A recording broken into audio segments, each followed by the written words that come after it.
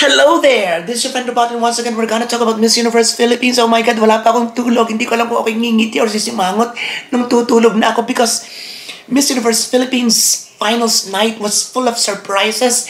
Shocking turn of events occurred. Talaga naman, as expected. Alam naman natin Miss Universe Philippines, laging ganyan.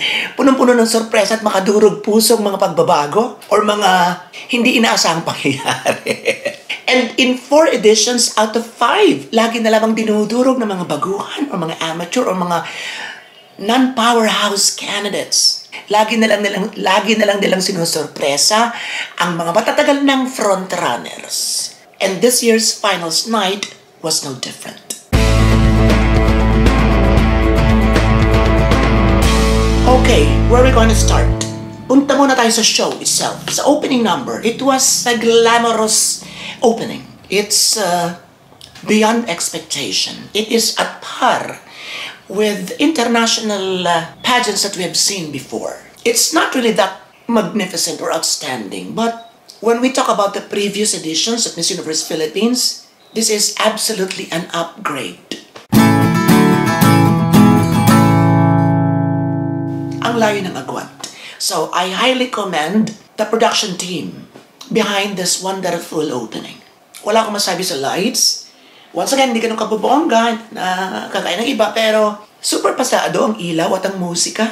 Hanggang ngayon ay parang patuloy pa rin tayo binabangungot ng mga naunang edisyon pagdating sa kanilang mga tugtugin. But this year, medyo okay lang. Ang entablado ay pasadong-pasado rin. Di ba may mga pa-effect pa na habang lumalakad sa swimsuit, lumalabas ang kanilang represented provinces or cities or municipalities. So, walang duda na medyo A-class ang kanilang mga pasabog sa mga LED display and stage design this year. So, from 1 to 10, binibigyan ko ng 8. Ang entablado, ang pag-iilaw, ang musika, at ang opening. Mahuhusay ang mga host and nakakaloka yung si Gabby Garcia. I don't know her much, but I know that she is from GMA7 and parang nakapareha rin siya ni Joshua Garcia sa isang pelikula o sa isang teleserye. She looks like Michelle D. And she's a revelation. I don't know if she's already hosting shows or television shows, but it is quite a remarkable performance. Lalo pa kung di naman talaga siya professional host. Team niya, I don't know, siguro siguro kumbaga kumpare-kumpare, kaibigan-kaibigan, that's why siya yung kinuha, but okay lang, pasado. At least, ay hindi sila boring as a pair sa backstage. Medyo may mga konting medyo livelier, and at the same time, nagbabasa man sila, ay hindi mo mahalata talaga, o hindi talaga nila binibigay hindi talaga sila nagfo-focus sa pagbabasa, kundi nilalagyan nila ng konting in-between na convo and konting moves. Diba? So, okay lang. Alden Richards, parang namumugto ang mga mata, hindi siya malinaw, hindi clear. Yun ang tingin ko na parang meron siya pinagdadaanan at napilitan lang mag-host. But here, he is, I think he's a little bit better compared to his previous hosting gig at Miss Universe Philippines. Jenny Mai is, of course, a great host. Nakakadagdag siya ng energy sa kabuuan ng show. Nilalamon niya si Arbony Gabriel, but of course, inilalampaso naman siya ni Gabriel sa kanyang gorgeousness and sophistication. So, pasado rin lang silang lahat. In total, my score for their hosting is 7.5. May mga scores talaga. Back to the opening, hindi ko lang masyado nagustuhan yung sobrang tagal ng transition from one candidate to another. Pero hindi naman siya karekla-reklamo. Kaya lang, pampadagdag sa nakaka-boring na sobrang habang patalastasan or commercial breaks. Oh my God, sobrang haba. Sabi ko nga sa isang post ko, 90% ads and 10% lamang yung show. But we can't do anything about that. Doon sila kumikita, doon sila kumukuha ng mga pampremyo. So, syempre, konting pasabog pagdating sa kanilang mga sponsors. But I didn't see Oriental Mindoro. Oriental Mindoro sponsored their visit. I was there and I saw in person some of the candidates, particularly Atisa Manalo and Ms. Baguio. So, punta na tayo ngayon sa swimsuit competition. Yun na nga maganda. Pinapakita yung place mo or yung nire-represent mong country or city or municipality, a province, I mean, not country. So, parang sa UK, hindi ko nakita. So, medyo pumalpak ng konti. At least one time lang. I think dun lang sa UK. Wala ko nakitang UK sa floor. Bonggahan. So, yun ang gusto ko. Basic shots. So, I think parehas na parehas. This is the very first time na parang well-rehearsed ang cameraman. Well-rehearsed ang camera works. Na talagang pagdating dito, lilipat ng camera, lalayo na yung angulo, and then close up ulit dito. Parang ganon. So, I liked it. At ang mga katawan. So, dito, pang Miss Universe talaga yung camerahan. At yung editing. So, usually kasi sa mga local production, minsan hindi masyadong mabigyan ng emphasis ang katawan, hindi masyadong mabigyan ng emphasis ang kembot, pero dito talaga kitang-kita mo. Ang galing. So yun. So, sa swimsuit competition, I would give it a 9.5. Oh, diba? Announcement ng top 20, urong ulit tayo ng konti. May mga sorpresa ba? Wala. But sa aking kuda, vlog, my fearless forecast, which I do annually, hindi ko na isama si Palawan at saka si Zambales.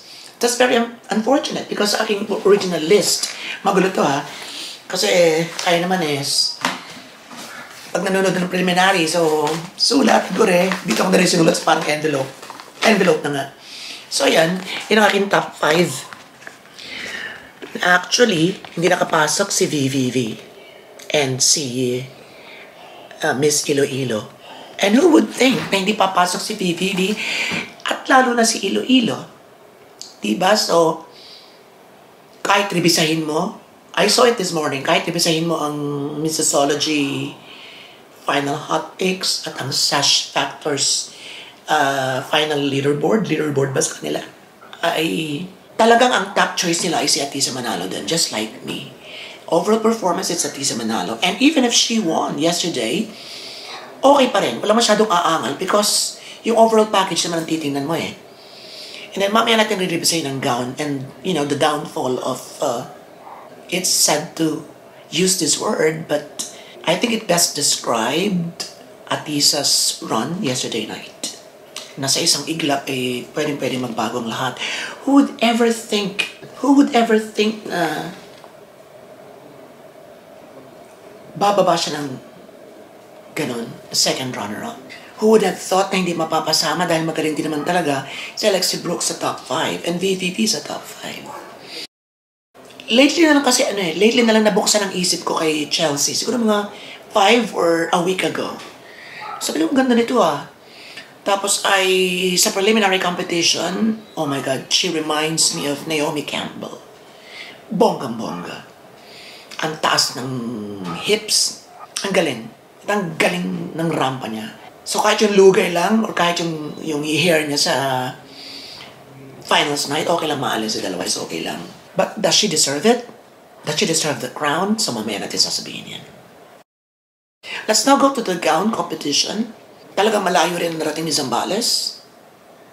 And Science in Northern California, tipo nag-e-effort na siya sa swimsuit competition or during the announcement of top 20. Pero talagang medyo hindi na nakahabol. I hope she can make a comeback. Or if not, I hope this pageant would help her in a way for her to succeed more pagdating sa social media.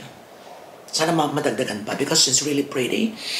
And it's just very sad that she didn't perform. Hindi niya napantayan yung hype na naibigay sa kanya ng una na, wow, from the States and she's known as something like that and she's participated in a television series like that or a reality show. Mga ganon. Sayang. Yun lang may pwede ko mabigay sa kanya. Talagang sayang because ganda talaga niya. So, teka, balik muna tayo ng konti sa swimsuit. Sino ba mga bonggadera sa swimsuit? I like, of course, Miss Quezon Province. Si Chelsea, ang Miss Bulacan, ang talaga namang wow, sosyal na sosyal. I didn't like Alexa's performance there, just like in the preliminary competition is a little bit exaggerated. It's a little bit robotic at times, as if she's being controlled by a remote. Yung mga ganun. Nasabi ko na to right. And she exhibited her body more than displaying playfulness and elegance in her swimsuit execution. So parang maybe unawarely or awarely ay nakapag-focus sa mas nabigyan ng focus ang kanyang fit body. Ayan. Maganda si Alexia, even mapasama siya sa top 5 with that bizarre performance, ay pwede pa rin. Because maganda talaga. Maganda. And ang fanbase talaga niya super. So pareho sila natisa. So parang bumalik yung Nora Vilma era. Yung movie star ang peg ng kanyang fanhood. Grabe. So kahit mga kapatid ko, Alexi kami. Mga pinsan ko rin, Alexi ako. Yun. Yung kapatid ko minsan ayaw pang yung kapatid ko, Alexi rin. My youngest sister, Alexi rin. So Alexi's name, runs in the family. Char. Ako naman neutral siyempre kasi vlogger tayo pageant vlogger. So kung may mga favorites man tayo, ay based yun. Naging paborito natin siya based sa kanyang performance and everything. Pero kapag medyo sumasala na, sinasabi naman natin ang tapatan, right? Sa swimsuit, napagyan na tayo. Sino pa? Grabe ang katawan ng Palawan, sobra. Lahat halos magagaling. Even Nueva Ecija na medyo chubby is magaling pa rin performance. So all of them, pwedeng sabihin na walang tapon. Pagdating sa top 20, yung swimsuit competition. Pagdating sa GAM, punta tayo ng GAM, excited na ako. Mas walang tapon.